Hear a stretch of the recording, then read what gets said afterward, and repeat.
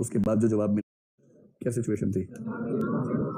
तो आज मैं अपनी फाइल देख रहा था तो कुछ दिन पहले किसी बच्चे ने ना इसका जवाब लिख के भेजा मेरे पास, ये तो आपसे शेयर करना चाहिए, सुनना चाहेंगे आप लोग। लिखा है, मैंने माँ और प्रेमिका दोनों से बात की, उसके बाद जो जवाब मिले उसके बेस पर जवाब बनाया है। ठीक है, तो नहीं, लेकिन इसमें ये नहीं कहा कि मैंने माँ को बताया कि प्रेमिका से ही बात कर रहा हूँ, ये नहीं लिखा है, अलग अलग बात की। तो माँ को बचाने के पक्ष में तर्क क्या है? नंबर 1, प्रेमिका आगे और भी मिल जाएंगी लेकिन माँ दूसरी नहीं मिलेगी। ठीक। दूसरा, जिस माँ ने हमें जन्म दिया यदि उसे नहीं बचा सके तो समाज क्या कहेगा, आदि एटसेट्रा।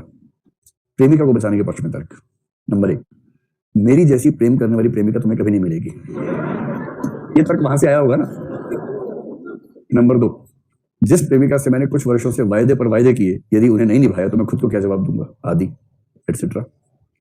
अब देखिए, दोनों को लेकर कॉमन पक्ष, दोनों ही मेरे लिए अपनी जान देने के लिए तैयार हैं, या यूं कहूं दोनों ही अपनी जिद पर अड़े हैं, या दोनों ही प्रेम की अति के कारण स्वार्थी हो चुके हैं। अतः मेरे सामने दुविधा यह नहीं कि मैं माँ को बचाऊं या प्रेमिका को, दुविधा यह है कि 45 साल की एक महिला जो अपने जीवन के लगभग सभी खूबसूरत पल जी चुकी है उसे बचाऊं या उस लड़की को जो अभी अपने जीवन के शुरुआती चरण में है। अतः मैं उस लड़की को बचाना उचित समझूंगा क्योंकि मैं एक लड़की के साथ साथ एक माँ की बेटी को ही बचाऊंगा। और उसके बाद असली बात लिखी है, क्लाइमैक्स ये है, किंतु मैं उस लड़की को बचा तो लूंगा लेकिन अंततः मैं उससे अपना संबंध विच्छेद कर लूंगा।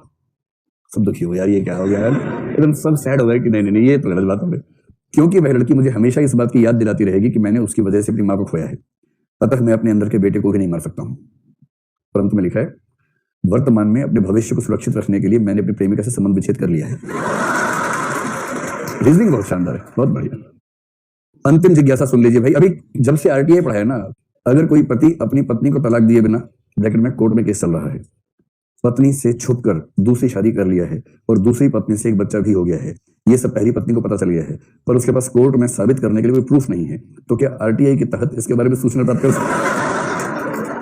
आप सोच के बताओ, पब्लिक इंफॉर्मेशन ऑफिसर कहां से जानकारी इकट्ठी करेगा?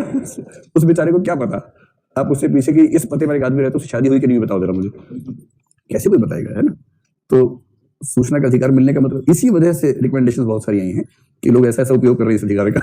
उसके बाद सरकार बहुत भयानक दबाव में आ गई है जी।